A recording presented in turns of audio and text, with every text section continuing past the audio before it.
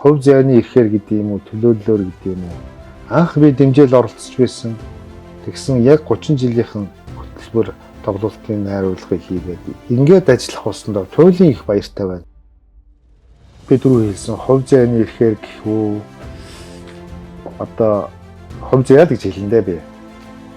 Яалтч жохгүй дэлхийн зүүн байгууллагын энэ сайхан төсөл хөтөлбөрийн 30 жил зориулсан тоглолтод манай Анир Pop Orchestra дэлхийн зүүн байгууллагатайгаа дахин хамтарч одоо энэ тоглолтыг бүтээх гэж байгаа. Баяртай байна. Баярлалын салсуу бид нар хамгийн шилээвэр, хамгийн одоо мундаг гэсэн сайхан бүтээлүүдэд маш сайн өндөр хэмжээнд бэлдээд бараг 100 гаруй хүний бүрэлдэхүүнтэй хийх гэж байгаа юм тоглолт байгаа. Тэр хамгийн шилээвэр намар гэдэг нь юу хэлээд байгаа вэ гэхээр дэлхийн болон Монголын гоё киноны хөгжмүүдээс дэлхийд алдартай болсон гоцлол номеруудаас ийм сайхан концерт хийх гэж төлөвлөж байна. Энэ тоглолт бол нэг тэгж нэг олон тоглогдоод байдгүй тоглолтоо.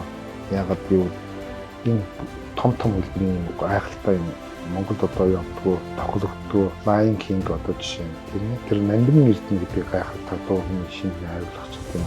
Энэ олон төрлийн гоё шинэ бүтээлүүдээс та бүхэн сонирхуулгаар ингээд бэлтгэл ажилдаа ороод явж байна. Хүүхдэд хайртай, хүүхдийн төлөө гэсэн хүн болгоныг 5 сарын 23-нд соёлын төвөргөөний их танхимд 19 цагаас хөлцөн эрхийг дахин урьж байна.